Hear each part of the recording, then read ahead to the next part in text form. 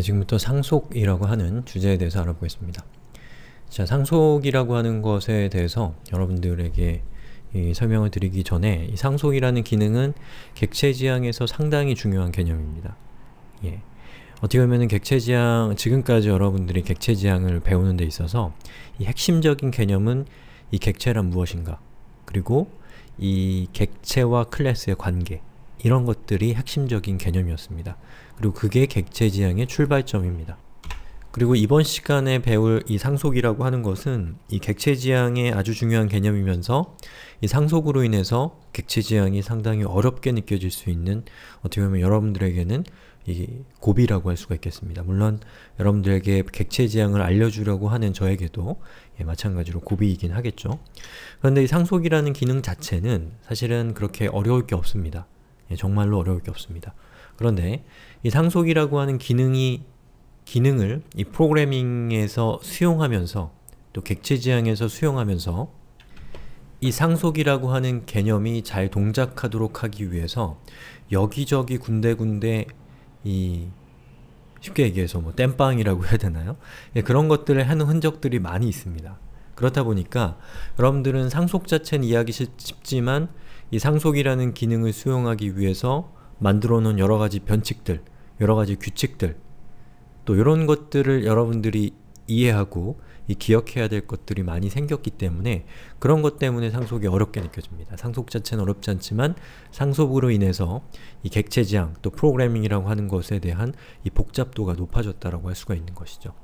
여러분이 이제 프로그래밍을 하기 때문에 뭐 어떤 로직을 계속해서 만들어 가시기도 할 테고, 또 어떤 제품을 만들기도 할 텐데, 그 제품에 기능 하나를 추가했을 뿐인데 겨우 기능 하나를 추가한 걸로 인해서 신경 써야 될 것은 기하급수적으로 늘어나는 그런 경험을 아마 하게 되실 거고, 어쩌면 해오셨을 수도 있습니다. 바로 이 상속이 저한테는 그렇게 느껴지는 개념입니다.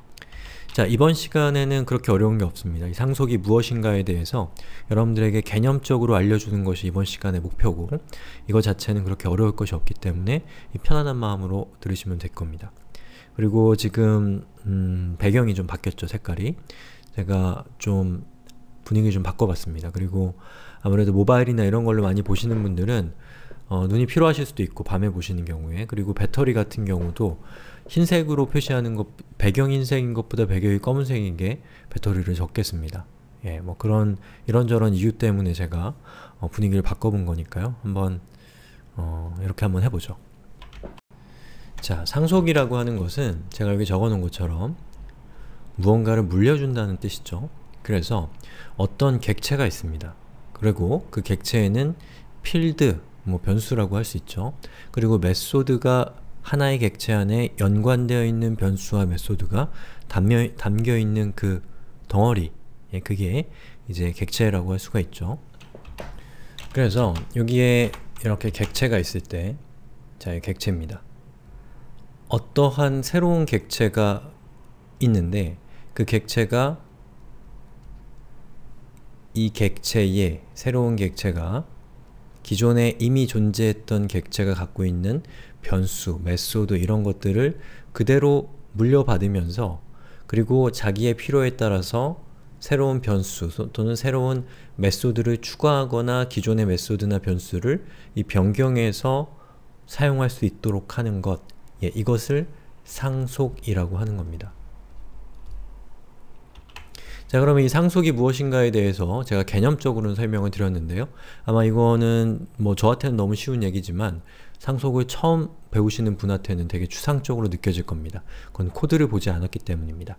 자, 그럼 코드를 통해서 상속이 무엇인가에 대해서 좀 더 구체적인 얘기를 해보겠습니다.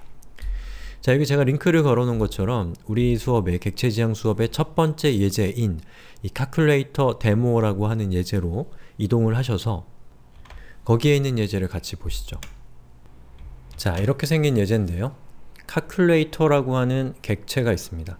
클래스가 있고요. 그 클래스는 3개의 메소드를 갖고 있는데요. set operands, 그리고 sum, 그리고 avg. set operands를 통해서 좌항과 우항의 값을 세팅하고, sum을 실행하면 좌항과 우항의 값을 더해서 출력하고, average는 그 평균 값을 출력하는 그런 클래스입니다. 그리고 이렇게 3개의 메소드로 이루어져 있는 클래스예요. 자, 그런데 여러분이 어떤 이유에 의해서 기존의 이 calculator라고 하는 요 객체가 가지고 있는 메소드 3개 외에 새로운 메소드를 여기에 추가하고 싶을 수가 있겠죠.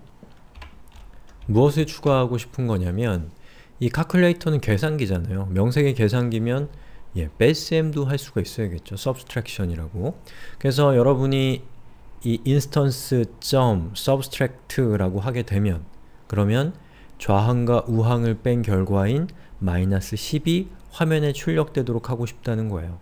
자, 이런 경우에 여러분이 할 수 있는 가장 쉬운 방법은 이 calculator 클래스를 열어서 저기에 subtract라고 하는 요 메소드를 추가하면 되는 겁니다. 자, 그런데 때에 따라서 그것을 추가하는 것이 어렵거나 불가능한 경우가 있다라는 것이죠. 자, 그거를 한번 정리해보면 어떤 경우에 그것을 하기가 쉽지가 않을 수 있냐. 자, 우선 첫 번째로는 저 calculator라고 하는 저 클래스를 자신이 만든 게 아니에요. 누군가가 만들어서 여러분에게 제공했거나 여러분이 인터넷을 찾아서 돌아다니다가 누군가가 만들어 놓은 저것을 자신이 가져다 썼을 수가 있겠죠. 소스가 없이 사용할 수도 있을 것이고요.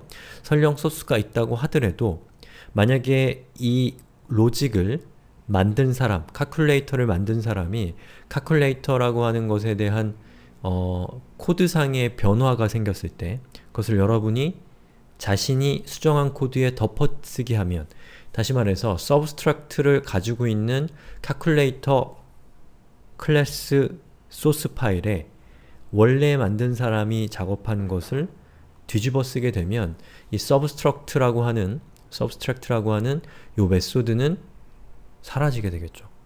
그러면 이것을 쓰고 있는 로직들에서 심각한 문제가 발생을 할 겁니다. 설령 여러분이 이 substract라고 하는 것이 수정됐다는 사실을 알고 있기 때문에 그 덮어쓰기 하는 과정에서 덮어쓰기를 하고 substract라고 하는 저 메소드를 다시 구현한다고 하더라도 그건 얼마나 귀찮은 일이겠으며, 또 어떤 소스가 있는데 그 소스를 변경했을 때 여러분이 무엇을 해야 된다라는 사실을 기억하는 것 자체가 사실은 아주 큰 에너지 소비라는 것이죠. 이런 경우에 여러분은 저 클래스를 수정하는 것이, calculator라는 클래스를 수정하는 것이 쉽지 않은 일이 될 수가 있습니다. 또는 이 calculator라고 하는 클래스가 다양한 곳에서 사용이 되고 있어요. 그런데 여러분이 지금 substract라고 하는 이 메소드의 기능이 필요하다는 이유로 어떤 특수한 경우에만 필요한 저 메소드를 추가하게 되면 그것이 사용되고 있는 모든 곳에서 영향을 받게 됩니다. 그리고 그것은 무슨 뜻이냐면 여러분이 만든 클래스를 사용하는 사람이 여러분이 만든 이 substract라고 하는 메소드가 무엇인지를 이해해야지만 그것을 쓸지 안 쓸지를 파악할 수 있다는 것이죠. 그거는 부품으로서 가치가 떨어진다라는 것을 의미하기도 합니다.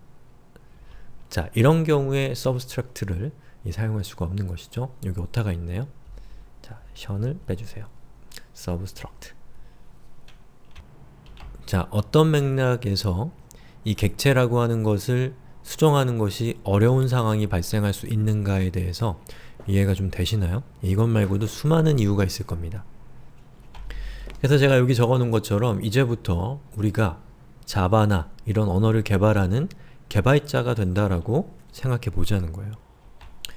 즉, 기존의 객체를 그대로 유지하면서 어떤 기능을 추가할 수 있는 방법이 없을까를 고심하게 된다는 것이죠. 그렇게 해서 도출된 결과가 바로 상속이라고 하는 것이고, 이 상속이라는 것은 기존의 객체는 기능을 물려준다는 의미에서 부모 객체가 되는 것이고, 그 기존의 객체를 통해서 만들어진 새로운 객체는 기존의 객체를 물려받는다는 의미에서 자식 객체가 돼서 기존의 객체가 갖고 있었던 변수나 메소드를 그대로 가지고 있으면서 동시에 자식 객체를 사용하려고 하는 맥락에서 필요한 변수나 메소드를 추가적으로 부여한다거나, 또는 기존의 부모 객체가 가지고 있었던 변수와 메소드의 동작 방법을 변경할 수 있도록 고안된 방법이 바로 상속이라는 겁니다. 자, 참고적으로 이 부모 클래스와 자식 클래스는 다른 이름으로 불리기도 하는데요. 부모 클래스를 상위 클래스, 예, 슈퍼 클래스라고도 부르고요. 자식 클래스를 하위 클래스, 서브 클래스라고도 부릅니다. 또한 이 기초 클래스, 예, 베이스 클래스라고도 하고 유도 클래스, derived 클래스라고도 부릅니다. 예, 이렇게 해서 이 상속이 무엇인가에 대한 대략적인 얘기를 우리가 해왔고요. 이제부터 다음 동영상에서는 실제 코드 레벨에서 어떻게 상속이라고 하는 것을 상속이란 개념을 구현하는가에 대해서 살펴보도록 하겠습니다.